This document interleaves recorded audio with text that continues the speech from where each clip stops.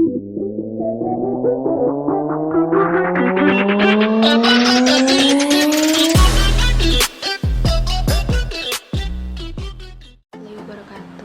Perkenalkan, kami dari Tutor 5 akan menjelaskan tentang bagaimana runtuhnya Orde Baru di masa Presiden Soeharto.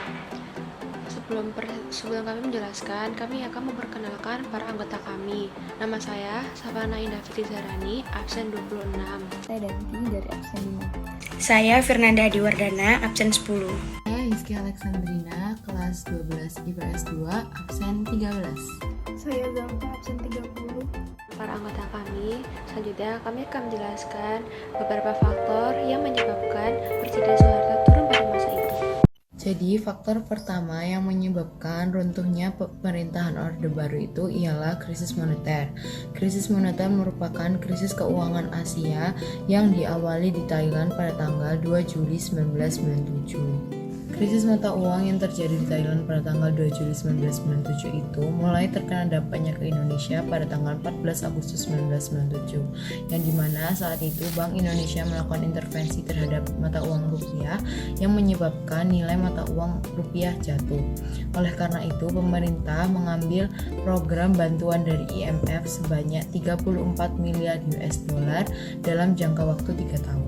Bantuan yang diberikan IMF kepada Indonesia pada saat itu bukannya membantu menaikkan keuangan Indonesia, malah membuat nilai mata uang rupiah Indonesia jatuh. Hal ini berpengaruh ke sektor-sektor lainnya seperti banyaknya perusahaan yang memutuskan untuk gulung tikar, banyaknya masyarakat yang di PHK, dan naiknya nilai harga barang di sekitar masyarakat yang membuat masyarakat tidak sanggup untuk membelinya. Indonesia pun akhirnya mengambil kembali program bantuan dari IMF dan juga membuat Badan Penyihatan Perbankan Nasional yang bertujuan untuk menyelesaikan masalah-masalah perbankan pada saat itu. Akan tetapi hal ini itu tidak berjalan dengan baik sehingga masyarakat pada saat itu sudah marah dan akhirnya meminta Presiden Soeharto untuk turun dari jabatannya sebagai presiden. Faktor utang luar negeri. Faktor dari utang luar negeri ini yaitu pada waktu itu Indonesia sedang dilanda krisis ekonomi, yang dimana utang Indonesia waktu itu hingga triliunan rupiah, yang dengan melemahnya mata uang rupiah terhadap dolar Amerika Serikat akibat krisis yang melanda Asia Pasifik, utang luar negeri yang dimiliki pemerintah Indonesia yang kebanyakan menggunakan mata uang tersebut semakin memperburuk keadaan ekonomi, dan Indonesia terjebak dalam putaran uang yang seolah tak ada habisnya. Dari slide ini, itu ada beberapa poin yang seperti bantuan-bantuan waktu itu, yaitu yang pertama, kembali dekatnya Indonesia dengan negara-negara berbarat, seperti yang lihat ada bendera-benderanya. Lalu yang kedua, pembuatan IGGI atau Kelompok Antar Pemerintah Indonesia untuk membantu perekonomian Indonesia. IGGI ini memberi bantuan dalam wujud program untuk memperkuat neraca pembayaran baik berupa kredit valuta asing maupun bantuan pangan. Dan IGGI ini berfungsi juga sebagai kasir pemerintah Indonesia sekaligus penasihat dalam pelaksanaan pembangunan. Dan yang terakhir ini, krisis keuangan dan memperkeruh keadaan. Kemudian penyimpangan UUD. Menurut UUD tahun 1945, terutama dalam pasal 33, bahwa sistem perekonomian dijalankan dengan asas demokrasi ekonomi. Namun, kenyataannya yang terjadi justru dikuasai oleh sebagian orang saja, yakni para konglomerat. Dan terjadi monopoli ekonomi, atau dengan kata lain, sistem ekonomi yang dijalankan merupakan sistem kapitalis. Dalam kepemimpinan terpusat ini, Soeharto lebih memusatkan kepemimpinan kepada orang-orang tertentu. Hal ini pula yang menjadikan adanya pilih kasih dan dirasa tidak adil. Selanjutnya masalah politik. Sistem politik di Indonesia pada masa Orde Baru yang disebut dengan KKN, korupsi, kolusi, dan nepotisme. Pada masa Orde Baru, kekuatan politik pun dibatasi, seperti terlihat pada penyederhanaan politik yang hanya dibagi menjadi 3 bagian saja, yaitu PPP, PDI, dan Golkar, dengan dalih untuk menciptakan kestabilitas dan keamanan bangsa dan negara yang lebih terjaga. Ini menyebabkan banyak aspirasi rakyat yang seolah terbungkam dan secara tidak langsung wajib menuruti kehendak penguasa tanpa boleh membantahnya. adanya dualisme fungsi ABRI yang menjadi kekuatan utama pemerintahan Orde Baru ini sangat bertentangan dengan sejarah lahirnya Pancasila yang selama ini dijunjung tinggi oleh seluruh rakyat Indonesia. Misalnya saja, ada seorang yang mengkritik kebijakan pemerintah pada masa Orde Baru saat itu. Konsekuensinya adalah hukuman penjara karena dianggap menciptakan keresahan dan mengganggu kestabilitas negara. Selanjutnya, ada kepercayaan, yaitu adanya aksi unjuk rasa yang dilakukan para mahasiswa UGM, UNY, dan lain-lain karena keprihatinan mereka atas kondisi perekonomian negara dan penolakan Soeharto menjadi presiden kembali. Yang kedua, ada investor menarik modal. Hal ini dikarenakan karena kondisi perekonomian Indonesia pada saat itu sedang krisis moneter dan para negara yang melakukan investasi tersebut dikhawatirkan tidak akan mendapat laba. Selanjutnya ada diskriminasi etnis Tionghoa. Sejak 1967, etnis Tionghoa dilarang berpendapat karena dianggap merujuk pada intervensi asing dan Tionghoa punya kekaisaran yang besar di dalam Indonesia.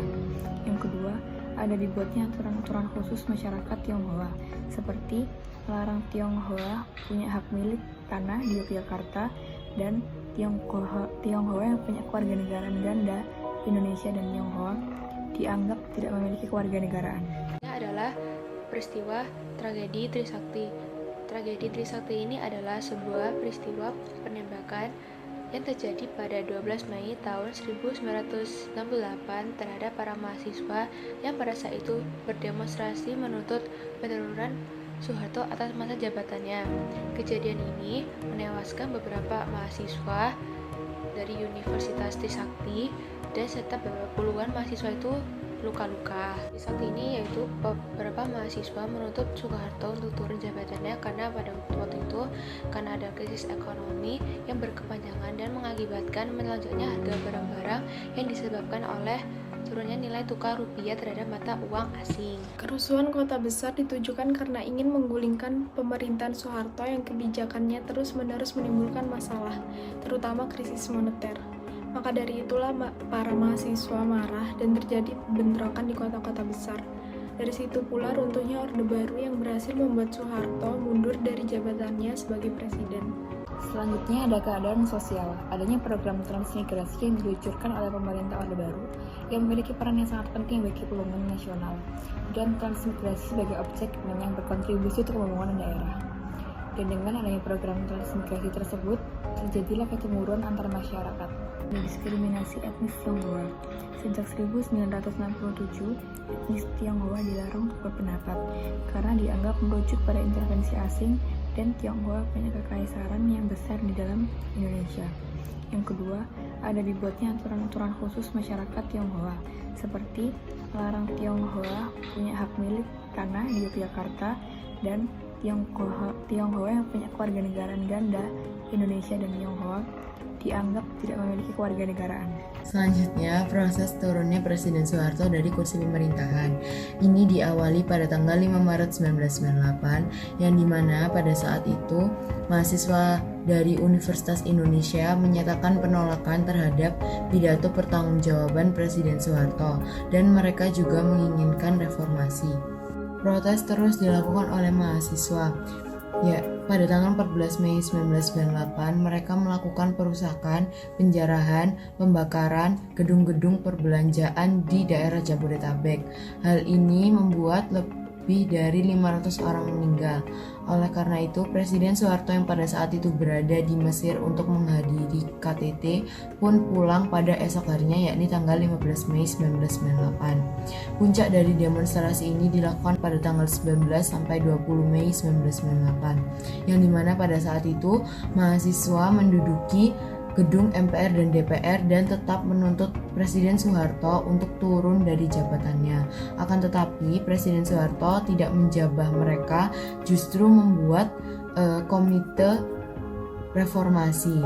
Akhirnya pada tanggal 21 Mei 1998, Presiden Soeharto pada pukul 9:05 pagi menyatakan kemundurannya dari jabatan presiden dan digantikan oleh Presiden B.J. Habibie yang merupakan wakilnya pada saat itu. Sekian dari kami tutor 5, kurang lebihnya mohon maaf. Wassalamualaikum warahmatullahi wabarakatuh.